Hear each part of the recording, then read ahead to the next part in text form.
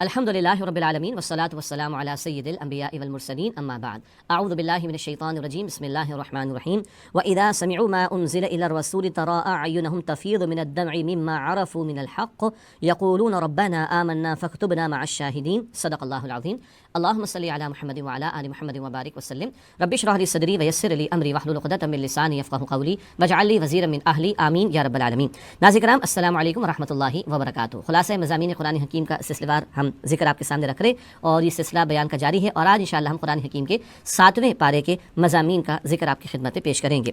قرآن کریم کے 7ویں پارے میں سورہ مائدہ کے آخری 6 رکوع شامل ہیں، یعنی رکوع نمبر 11 تا 16، اور پھر سورہ انعام کے ابتدائی 13 رکوع شامل ہیں۔ یہ ہے سورہ مائدہ اور سورہ انعام کے رکوع جو کہ شامل ہیں 7ویں پارے میں۔ آئیے مطالعہ شروع کرتے ہیں۔ سورۃ المائدہ کا 11واں رکوع آیات 78 تا 86، پیغمبروں نے کن لوگوں پر لعنت کی۔ بڑا عجیب مقام ہے قرآن حکیم کا۔ اللہ سبحانہ وتعالیٰ نے اس مقام پر فرمایا ہے کہ بنی اسرائیل میں سے کفر کرنے والوں پر داؤد علیہ السلام اور عیسیٰ علیہ السلام کی زبان سے لعنت کی گئی۔ 2 پیغمبروں کی زبان سے لعنت کرائی گئی۔ کیوں؟ قرآن آگے بتاتا ہے کہ ان لوگوں کا جرم یہ تھا کہ وہ اللہ تعالیٰ کی نافرمانی میں حد سے تجاوز کرتے تھے اور دوسروں کو برائیوں سے نہیں روکتے تھے۔ یہ بڑا اہم معاملہ ہے۔ نیکی کا حکم دینا، بدی سے روکنا، یہ تو امت مسلمہ کا بھی فریضہ ہے، لیکن ماضی میں اگر قوموں نے یہ فریضہ انجام نہیں دیا برائی سے روکنے کا، تو پیغمبروں کی زبان سے اللہ تعالیٰ نے ان لوگوں پر لعنت کرائی ہے۔ بتایا گیا کہ دیکھو مسلمانوں، یہود تمہاری دشمنی میں سب سے بڑھ کر ہیں۔ ایمان والوں کی دشمنی میں سب سے نمبر 1 کون ہے؟ دشمن قرآن بتاتا ہے یہود ہیں، اور آگے فرمایا کہ ایمان والوں کے تعلق سے نرمی کا معاملہ نصارہ میں زیادہ ہے۔ لیکن کون سے نصارہ؟ سارے نہیں، وہ نصارہ قرآن بتا رہا ہے کہ جن میں تکبر نہیں ہے، جو عاجزی اختیار کرتے ہیں، اور جب ان کے سامنے اللہ کا کلام پیش کیا جاتا ہے، تلاوت کیا جاتا ہے، تو اس کی تاثیر کیا ہوتی ہے؟ ان کی آنکھوں سے آنسو جاری ہو جاتے ہیں۔ یہ نیک نصارہ کا ذکر ہے، اور ایک رائے ہے کہ حبشہ کے علاقے سے کچھ نصارہ آئے تھے اور انہوں نے سورہ یاسین کی تلاوت سنی ہے اور یہ نبی پاک صلی اللہ علیہ وسلم پر ایمان لے آئے۔ تو ایمان والوں کی دشمنی میں سب سے بڑھ کر یہود ہیں، اور کچھ قریب اگر ہیں تو وہ نصارہ، مگر وہ جن میں نرمی ہے، جن میں تکبر نہیں، جن میں عاجزی ہے، جو حق کے متلاشی ہیں، وہ ایمان والے مسلمانوں کے نزدیک ہیں، یہود کے مقابلے میں، یعنی نصارہ قریب ہیں۔ اس کے بعد رکوع نمبر 12 آیات 87 تا 93، شیطان کے گندے ترین کام۔ شیطان کے کام تو ویسے ہی گندے ہوتے، گندے ترین کام کیا ہیں؟ یہ بیان اس مقام پر آیا ہے۔ پہلی بات تو آئی ہے کہ عیسائیوں کو رہبانیت سے روکا گیا۔ رہبانیت کیا ہے؟ کہ من چاہی باتوں کو دین کے طور پر اختیار کیا جائے اور دنیا کے معاملات کو بالکل ترک کر کے کونے کھدرے میں بیٹھ جایا جائے۔ یہ تو نفس کی پرستش کی بات ہوگی، جو میرا دل کر رہا ہے وہ میں کر رہا ہوں، نہیں، اس سے منع کیا گیا، اور رب کے تقاضوں پر عمل درآمد کرنے کا حکم دیا گیا۔ بتایا گیا کہ جس طرح کسی حرام شے کو حلال کرنا غلط ہے، اسی طرح کسی حلال شے کو اپنے لیے حرام کر لینا بھی غلط ہے۔ اللہ کی نعمتیں ہیں، استفادہ کرو، اور خود ساختہ کو تم حلال حرام کے فیصلے کر لو، یہ جائز نہیں ہے۔ بتایا گیا کہ شراب اور جوا یہ شیطان کے گندے کاموں میں سے برائیاں ہیں۔ شیطان تو ویسے ہی گندا، اس کے کام بھی ویسے گندے، اس کے کاموں میں سے بھی گندے ترین کیا ہیں؟ یہ شراب اور جوا، اس کا معاملہ۔ اور اس مقام پر شراب اور جوے کی حرمت کے حوالے سے آخری احکامات آئے ہیں، اور بالکل شراب کی ممانعت کر دی گئی، جوے کو حرام قرار دے دیا گیا۔ بتایا گیا کہ دیکھو یہ وہ ایسا عمل ہے، شراب کا معاملہ، کہ تمہیں اللہ کے ذکر سے روکتا ہے، اور شیطان چاہتا ہے کہ شراب اور جوے کے ذریعے تمہارے اندر نفرتیں پیدا کرے، دشمنیاں پیدا کرے۔ اب تم باز آتے ہو کہ نہیں؟ یہ آخری حکم سورۃ المائدہ کی آیت نمبر 90 اور 91 میں ہمارے سامنے آیا۔ بتا دیا گیا کہ شراب کی حرمت تو اب آئی ہے، پہلے کسی سے اس طرح کا معاملہ ہو گیا تو وہ معاف ہے، آئندہ جو ہے وہ اب شراب اور جوے اس طرح کی حرام چیزوں سے اپنے آپ کو بچاؤ۔ اس کے بعد رکوع نمبر 13 ہے سورۃ المائدہ کا آیات 94 تا 100، کثرت حق کا معیار نہیں۔ بتا دیا گیا بعض اوقات تو کہا جاتا ہے اکثریت کی بات مانو، تو اکثریت کی بات مانی جائے تو یہ اکثریت کا معاملہ معیار حق نہیں ہے۔ ایک خاص نقطہ یہاں پر اس انداز سے آیا، قل لا يستوي الخبيث والطيب ولو اعجبك كثرة الخبيث، سورۃ المائدہ کی آیت نمبر 100 ہے۔ اے نبی علیہ السلام فرما دیجئے کہ ناپاک اور پاک دونوں کبھی برابر نہیں ہو سکتے، خواہ ناپاک شے کی کثرت تمہیں کتنی ہی متاثر کرے، حرام تو حرام ہے چاہے کتنی کثرت اس کی ہو جائے، تو باطل ہے بظاہر کثرت اس کی نظر آئے، غلط تو غلط ہی ہے، جھوٹ تو جھوٹ ہی ہے، چاہے کثرت سے لوگ بولنا شروع کر دیں، تو کثرت حق کا معیار نہیں ہے۔ حق تو یہ ہے کہ اللہ اور اس کے رسول کی تعلیم کے مطابق جو بات ہے وہ ٹھیک ہے، جو اس کے خلاف ہے وہ باطل ہے، چاہے وہ کتنی کثرت سے زمین پر نظر آ رہی ہو۔ پھر رکوع نمبر 14 سورۃ المائدہ آیات 101 تا 108، بے مقصد سوالات مت کرو۔ ایک اہم ادب بتایا گیا ہے اس مقام پر کہ کثرت سوالات سے اجتناب کرو۔ ایسی بات البقرہ میں بھی آئی تھی، وہ گائے کے قصے کے اندر جو بڑے سوالات کیے تھے بیجا قسم کے بنی اسرائیل نے۔ بتایا گیا کہ دیکھو بے مقصد اور فرضی قسم کے سوالات کرنا یہ پسندیدہ روش نہیں ہے۔ سوالات وہ ہوں جن کا عقیدے سے، عمل سے، نجات سے، ایمان سے تعلق ہو، بے جا سوالات اور بے مقصد سوالات سے بچنا چاہیے۔ ایک اہم بات بتائی گئی، کسی کا غلط ہونا تمہارے لیے غلط ہونے کی دلیل نہیں ہے۔ آج کل لوگ جواز بناتے ہیں، لوگ بھی تو کر رہے ہیں، لوگ کر رہے ہیں، تو اگر غلط کر رہے ہیں تو غلط ہے۔ لوگوں کا کثرت میں آ جانا کہ وہ غلط کرنے لگے، یہ ہمارے لیے کوئی دلیل نہیں بنتی۔ تو بتایا جا رہا ہے کہ کسی اور کی بے عملی کو اپنی بے عملی کا جواز نہ بناؤ۔ اسی طرح بتایا گیا کہ ہر ایک کو اپنا جواب خود دینا ہے۔ ہاں، ہمیں لوگوں کی اصلاح کی فکر کرنی ہے، ان کو راہ خدا کی طرف لانے کی کی کوشش کرنی ہے. وہ نہیں مانتے اس کا وبال ان پر ہوگا, لیکن بالآخر ہم نے از خود اپنے بارے میں اللہ تعالیٰ کے ہاں جواب دینا چاہیے. البتہ اپنی اصلاح کے ساتھ ساتھ دوسروں کی اصلاح کی بھی فکر کی جائے. نہیں لوگ مانتے, دعوت قبول نہیں کرتے, وہ ان کا اپنا اختیار. پھر رکوع نمبر 15 سورہ مائدہ آیات 109 تا 115. حضرت عیسیٰ علیہ السلام کے حواریوں کا عجیب مطالبہ, حواری جو ان کے ساتھی تھے ان کا ایک عجیب مطالبہ, اس کا ذکر کیا گیا. پہلے تو بتایا گیا کہ عیسیٰ علیہ السلام کو اللہ تعالیٰ نے بہت سارے معجزات عطا فرمائے. اب ان کے حواریوں نے ایک عجیب مطالبہ کیا, کہنے لگے کیا ایسا ہو سکتا ہے کہ اللہ تعالیٰ آسمان سے ایک دسترخوان ہمارے لیے نازل فرما دے جس پر لذیذ کھانے چنے ہوئے ہوں اور ہم اطمینان قلب پائیں, اور وہ دن ہمارے لیے کوئی عید کا دن بھی بن جائے, اس کو ہم یاد رکھیں, خوشی منائیں. اس پر اللہ سبحانہ و تعالیٰ کی طرف سے عیسیٰ علیہ السلام نے فرما دیا کہ دیکھو اللہ تعالیٰ کی طرف میں التجا تو کروں, لیکن اللہ فرماتا ہے اگر میں ایسا کروں تو پھر جس نے حق کو قبول نہیں کیا اور فرمائشی معجزہ, تم فرمائش کر کے معجزے کا مطالبہ کرو, میں دکھا دوں, پھر حق سے تم روگردانی کرو, تو پھر ایسی سزا میں تمہیں دوں گا جیسی سزا کسی کو بھی نہیں دوں گا. یہ فرمائشی قسم کا معجزہ انہوں نے مانگا کہ فرمائش پر دیا جائے. یہ معاملہ کسی قوم کے لیے بڑا حساس اور نازک ہوتا ہے. پھر اگر وہ قوم اللہ تعالیٰ کے احکامات کو قبول نہ کرے, ان کے تقاضوں پر عمل نہ کرے, تو پھر اللہ تعالیٰ ایسی قوم کو سزا دیتا ہے. اس کے بعد آخری رکوع سورۃ المائدہ کا رکوع نمبر 16 آیات 116 تا 120. روز قیامت اللہ سبحانہ و تعالیٰ کا سوال اور حضرت عیسیٰ علیہ السلام کا جواب. یہ کل کا ایک مکالمہ جو قرآن نے نقل کیا. اللہ سبحانہ و تعالیٰ عیسیٰ علیہ السلام سے پوچھے گا کیا تم نے لوگوں سے کہا تھا کہ مجھے اور میری والدہ بی بی مریم کو جو ہے وہ معبود بنا لو. عیسیٰ علیہ السلام عرض کریں گے اے اللہ سبحانہ و تعالیٰ, اگر میں نے ایسا کہا ہوتا تو آپ کے علم میں ہوتا, تو پاک ہے اے اللہ سبحانہ و تعالیٰ, اور تو خوب جانتا ہے, اور اللہ تعالیٰ کے ساتھ کوئی شریک نہیں. اے اللہ تو خوب جانتا ہے جو میرے جی میں ہے, تو ہر بات سے واقف ہے. اس کے بعد ایک بڑی پیاری التجا کا انداز ہے جو عیسیٰ علیہ السلام قیامت کے دن اختیار کریں گے, شفاعت کا بڑا لطیف انداز. ان تعذبہم فانہم عبادک وان تغفر لہم فانک انت العزیز الحکیم. اے اللہ اگر تو ان کو عذاب دے تو بے شک یہ تیرے بندے ہیں, تو جو چاہے تو کرے. وَإِن تَغْفِرْ لَهُمْ, اور اگر تو ان کو بخش دے, فَإِنَّكَ أَنْتَ الْعَزِيزُ الْحَكِيمُ, تو بے شک اللہ تو غالب حکمت والا ہے. یہ بڑا پیارا انداز ہے شفاعت کا. اللہ کے پیارے نبی علیہ السلام ایک مرتبہ پوری رات یہ آیت تلاوت کرتے رہے, اپنی امت کے لیے اللہ کے حضور التجا کرتے رہے, اللہ اگر تو ان کو عذاب دے تو یہ تیرے بندے, اور اگر تو ان کو بخش دے تو تیرا یہ فیصلہ بھی حکمت بھرا ہوگا, تجھے اختیار ہے. یہ شفاعت کا بڑا پیارا لطیف انداز ہمارے سامنے آیا. سورۃ المائدہ کے آخر میں اللہ سبحانہ و تعالیٰ نے فرمایا کہ قیامت کا دن, اس دن تو سچوں کو ہی ان کا سچ نفع دے گا. دنیا میں جھوٹ بول کر لوگوں نے مال بنایا, پیسہ بنایا, آخرت میں جھوٹ نفع نہیں دے گا, آخرت میں صرف سچ ہی نفع دے گا. اور سچوں کے لیے جنت کے باغات اور اس کی نہریں اور اللہ کی رضا کا اعلان ہے. اللہ تعالیٰ ہم سب کو جنت الفردوس عطا فرمائے. ناظرین کرام, اس کے بعد سورۃ الانعام کا آغاز ہوتا ہے. اب قرآن حکیم کا جو کہ مضامین کا معاملہ بدل رہا ہے. اب تک ہم مدنی صورتیں پڑھ رہے تھے, سورۃ البقرہ, آل عمران, سورۃ النساء, سورۃ المائدہ. اب سورۃ الانعام ہے, ایک طویل سورت ہے, مکی سورت ہے, جو نبی اکرم علیہ السلام پر مکہ مکرمہ کے آخری حصے میں, مکی دور کے آخری حصے میں نازل ہوئی. اور مکی سورت ہے تو مکی دور کے مضامین میں سے توحید کا بیان, آخرت کا بیان, رسالت کا بیان وہ بھی سامنے آئے گا. اللہ تعالیٰ کی قدرت کی نشانیوں کا تذکرہ بھی اس صورت میں سامنے آتا ہے. ایک اہم جو اس کو ٹائٹل یا عنوان دیا جا سکتا ہے وہ ہے مشرکین مکہ پر اتمام حجت. مکہ مکرمہ میں 13 برس آغاز وحی کے بعد حضور نے بسر کیے اور ان کے سامنے دلائل پیش کر دیے گئے. اب ان پر اتمام حجت کیا جا رہا ہے. پہلا رکوع سورۃ الانعام آیات 1 تا 10. اللہ تعالیٰ نے انسانوں کو رسول کیوں بنایا, اس بات کا جواب دیا گیا. مشرکین مکہ کو آگاہ کیا گیا کہ وہ حق کو جھٹلا چکے ہیں, اگر اسی روش پر اڑے رہے تو اللہ کا عذاب ان پر آ کر رہے گا. ان کے اعتراض کا جواب دیا گیا, کہتے ہیں کہ اللہ تعالیٰ نے کسی فرشتے کو رسول بنا کر کیوں نہ بھیجا. سادہ سی بات ہے, زمین پر انسان رہتے ہیں, انسانوں کے لیے نمونہ انسان ہی بن سکتا ہے, تو اللہ تعالیٰ نے انسانوں میں سے رسولوں کو منتخب کیا, اور اگر فرشتے رہتے زمین پر تو اللہ کسی فرشتے کو رسول بنا کر بھیجتا. رکوع نمبر 2 سورہ انعام آیات 11 تا 20. امت مسلمہ کی شرک سے حفاظت.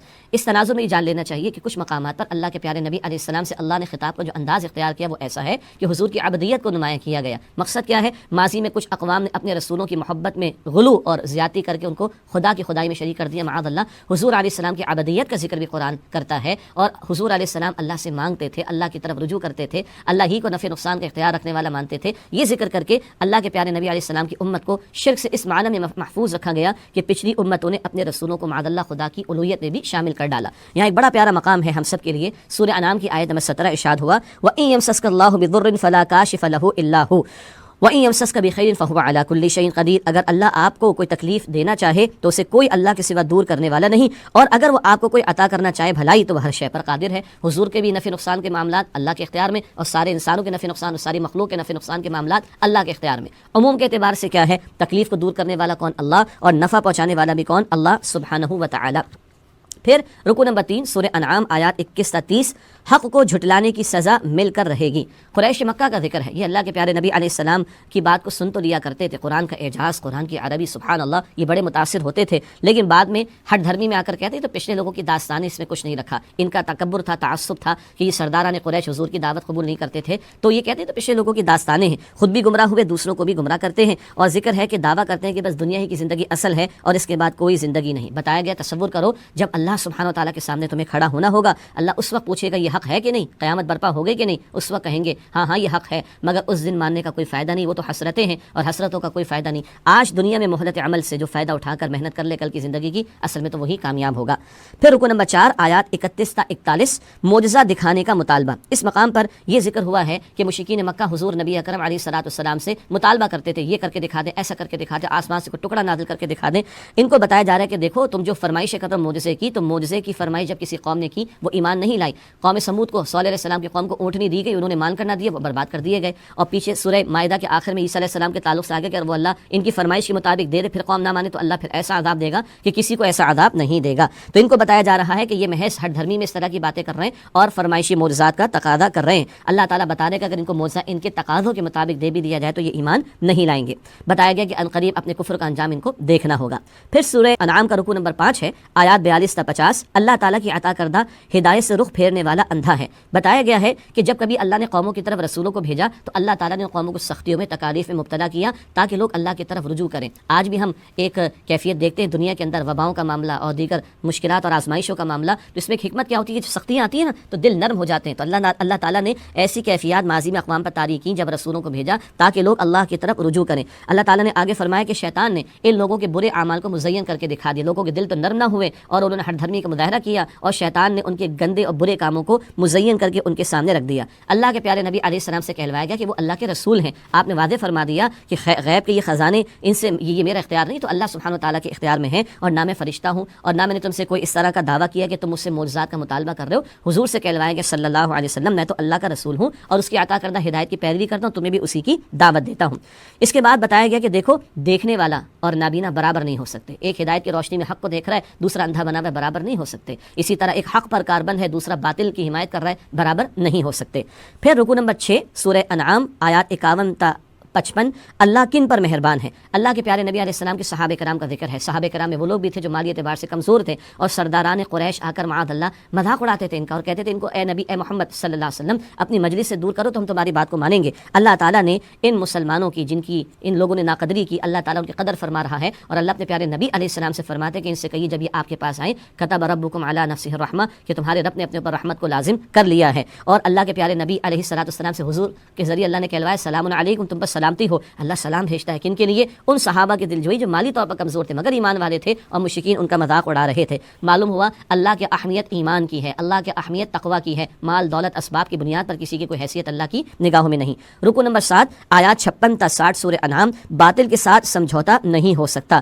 نبی اکرم علیہ السلام کے ذریعے مشرکین کو دو ٹوک انداز میں کہہ دیا گیا کہ باطل پر کوئی مفاہمت اور سمجھوتا نہیں ہو سکتا۔ یہ طرح طرح کی پیشکشیں کرتے تھے، کبھی انہوں نے کہا چلیں 1 سال آپ ہمارے معبودوں کی پوجا پاٹ کر لیں، معاذ اللہ ہم 1 سال آپ کے معبود برحق کی عبادت کر لیں گے۔ کہہ دیا گیا کہ اس میں کوئی کمپرومائز نہیں ہو سکتا، کوئی سمجھوتا نہیں ہو سکتا۔ اللہ تعالیٰ کی صفت علم کا بڑا جامع بیان ہے، خشکی اور تری میں جو کچھ بھی ہے اللہ کے علم میں ہے، کوئی پتا بھی حرکت نہیں کرتا مگر وہ اللہ سبحانہ وتعالیٰ کے علم میں ہوتا ہے، سب کچھ اللہ ہی کے علم میں ہے۔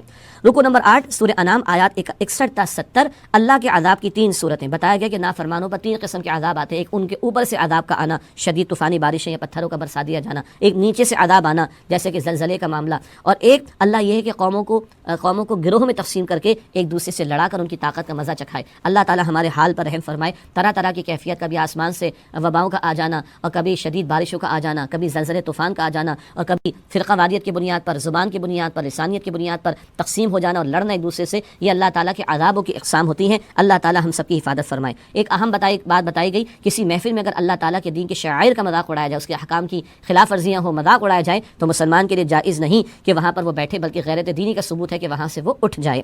رکو نمبر 9 ہے آیات 71 تا 83، ڈوبنے والے معبود نہیں ہو سکتے۔ حضرت ابراہیم علیہ السلام کا ان کی قوم کے ساتھ ایک مکالمہ، جو ستارہ پرستی کے اندر بھی وہ قوم شرک میں مبتلا تھی، اس قوم سے مکالمہ، اور ابراہیم علیہ السلام نے بڑا خوبصورت انداز اختیار کیا۔ اچھا یہ ستارہ ہے، ارے ستارہ تو ڈوب گئے تو معبود نہیں ہو سکتا۔ اچھا چاند نکل آ گیا، یہ کیا رب ہو سکتا ہے؟ ارے یہ بھی غروب ڈوب گیا، یہ بھی رب نہیں ہو سکتا۔ اچھا یہ سورج جگمگا رہا ہے، یہ تو بہت بڑا ہے، جب سورج بھی ڈوب گیا تو کہا بھائی یہ ڈوبنے والے خدا نہیں ہو سکتے، ان میں کچھ نہیں رکھا۔ اور انی وجہت وجہی للذی فطر السماوات والارض حنیفا وما انا من المشرکین، توحید کا نعرہ بلند کیا، میں نے تو یکسو ہو کر اپنا رخ اس کی طرف پھیر لیا، وہ اللہ جو آسمان و زمین کا پیدا فرمانے والا ہے، اور میں مشرکین میں سے نہیں ہوں۔ یہ ابراہیم علیہ السلام سے کہلوایا گیا۔ پھر رکوع نمبر 10 سورہ انعام آیات 84 تا 91، نبی ہمیشہ عقیدہ توحید پر ہوتا ہے۔ ابراہیم علیہ السلام کا ذکر ہوا، توحید کے دلائل اللہ نے ان کو عطا فرمائے، جو انہوں نے اپنی قوم کے سامنے مکالمے کے طور پر بھی پیش کیے، اور بتایا گیا کہ تمام انبیاء علیہ السلام توحید ہی کی دعوت دیتے رہے۔ شرک اتنا گھناؤنا جرم ہے، بتایا گیا سمجھانے کے لیے، بالفرض اگر کسی نبی نے بھی شرک کیا ہوتا بالفرض محال، تو سارے اعمال ان کے ضائع کر دیے جاتے۔ اللہ کے پیارے نبی علیہ السلام کو تسلی دی گئی، مکے والے حضور کی ناقدری کر رہے ہیں، اللہ فرما رہا ہے آپ تسلی رکھیے نبی علیہ السلام، اللہ تعالیٰ ایک اور قوم کو کھڑا کر دے گا جو ناقدری نہیں کرے گی، آپ پر ایمان لائے گی، آپ کا ساتھ دے گی۔ یہ انصار مدینہ کی خوش نصیبی کی طرف اللہ سبحانہ و تعالیٰ اشارہ کر رہا ہے۔ مکہ مکرمہ سے ہجرت حضور نے مدینہ فرمائی، اور صحابہ کرام نے جو آپ کا وہاں رہنے والے ساتھ انہوں نے دیا، وہ انصار مدینہ، ان کی طرف اشارہ۔ رکوع نمبر 11 آیات 92 تا 95 سورہ انعام، جھوٹ بولنے والوں کا برا انجام۔ ذکر ہے کہ یہود جھوٹ بولتے ہیں اور نبی اکرم صلی اللہ علیہ وسلم سے دشمنی اختیار کرتے ہوئے معاذ اللہ کہتے اللہ تعالیٰ نے کچھ بھی نازل نہیں کیا، اتنی ہٹ دھرمی پر آ گئے۔ بتایا گیا کہ بتاؤ پچھلی کتابیں کس نے نازل کی؟ تورات کا تم دعویٰ کرتے ہو وہ موسیٰ علیہ السلام لے کر آئے تھے، وہ کس نے نازل کی؟ اب یہ قرآن ہے جو اللہ سبحانہ و تعالیٰ نے ہدایت کے طور پر عطا فرمایا، لیکن تم نے تو کتاب تورات میں بھی حصے بکھرے کر دیے اور تم جھوٹ پر اڑ گئے ہو۔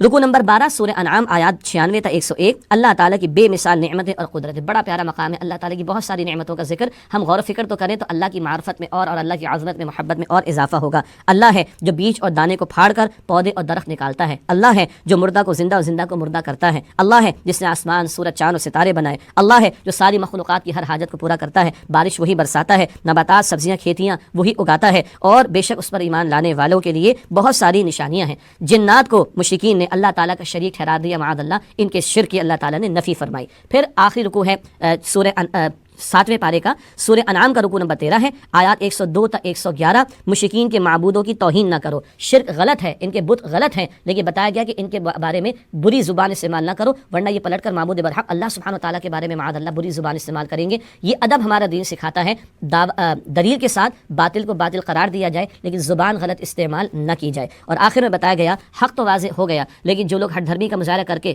حق واضح ہو جانے کے باوجود قبول نہیں کرتے، اللہ تعالیٰ حق قبول کرنے کی صلاحیت ان سے واپس لے لیتا ہے۔ اللہ تعالیٰ ایسے برے انجام سے ہم سب کی حفاظت فرمائے، اور اللہ ہم سب کو ہدایت پر استقامت عطا فرمائے۔ وآخر دعوانا ان الحمد للہ رب العالمین، والسلام علیکم ورحمۃ اللہ وبرکاتہ۔